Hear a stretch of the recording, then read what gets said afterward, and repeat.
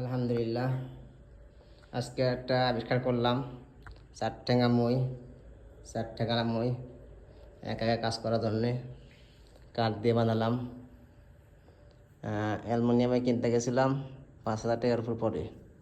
তাই আজকে 500-600 টাকার কাঠ নিয়ে এসে 600 টাকার মধ্যে কমপ্লিট হয়ে গেছে। নিজে বানালাম। কেমন হয়েছে সবাই জানাবেন। উপরে নাট দিয়েছি, এটা উচ্চতা 6 ফিট করেছি।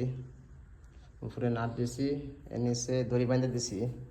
নিচে এটা কাঠ দেওয়া যেত, কিন্তু ওই বিট করে স্ক্রু সিস্টেম করে কাঠ লাগানো যেত, কিন্তু কাঠ সবসময় তো থাকবে না, হেরে যাবে, অনেক সময় হেরে যাবে। এই জন্যে দড়ি দিলাম, জড়ালে চলে যাবে, জড়ে থাকবে দড়ি। কাঠ সিস্টেম করা যেত, কিন্তু এটা অনেক ভারী হয়েছে।